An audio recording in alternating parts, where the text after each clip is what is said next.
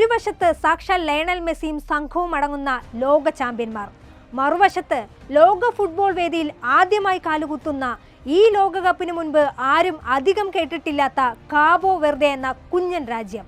ഡേവിഡും ഗോലിയാത്തും തമ്മിലുള്ള പോരാട്ടമെന്ന് ലോകം വിശേഷിപ്പിച്ച മത്സരത്തിൽ അർജന്റീനയെ കാബോ വെർദെ ശരിക്കും വെള്ളം കുടിപ്പിച്ചു.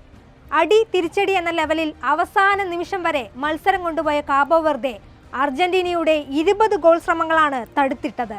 മെസ്സിയുടെ ഫ്രീ കിക്ക് അടക്കം തടഞ്ഞിട്ട സൂപ്പർ ഗോൾ കീപ്പർ ബൊസീഞ്ഞ കളിയിലെ താരമായി.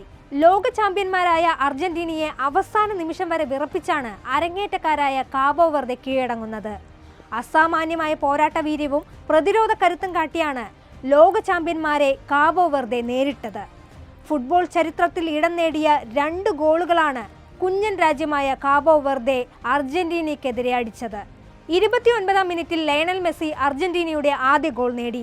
കാബോ വെർദെ പ്രതിരോധ നിരയുടെ മുകളിലൂടെ ലിസാൻഡ്രോ മാർട്ടിനസ് നൽകിയ ചിപ്പ് പാസ് മുന്നോട്ട് കുതിക്കുന്നതിനിടെ കൃത്യതയോടെ വറുതിയിലാക്കിയ മെസ്സി പന്ത് വലയുടെ മുകൾ തട്ടിലേക്ക് വകഞ്ഞിട്ടു.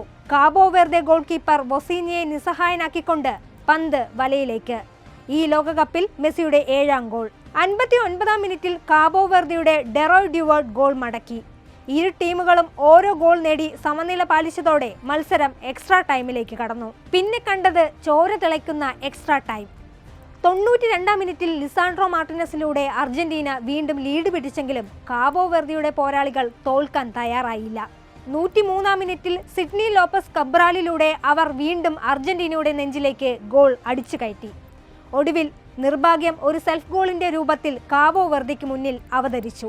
111-ാം മിനിറ്റിൽ ആ സെൽഫ് ഗോൾ പിറന്നില്ലായിരുന്നെങ്കിൽ ഒരു പക്ഷേ ഫുട്ബോൾ ചരിത്രത്തിലെ ഏറ്റവും വലിയ അട്ടിമറിക്ക് ലോകം സാക്ഷ്യം വഹിക്കുമായിരുന്നു. 2-നെതിരെ 3 ഗോളുകൾ നേടി അർജന്റീന പ്രീ ക്വാർട്ടറിൽ കടക്കുമ്പോൾ തല ഉയർത്തിപ്പിടിച്ച് തന്നെ കാബോ വെർദെക്ക് മടങ്ങാം. നിങ്ങൾ നേടിയ ഓരോ ഗോളും ചരിത്രമാണ്, ലോകം വാഴ്ത്താനിരിക്കുന്ന ചരിത്രം.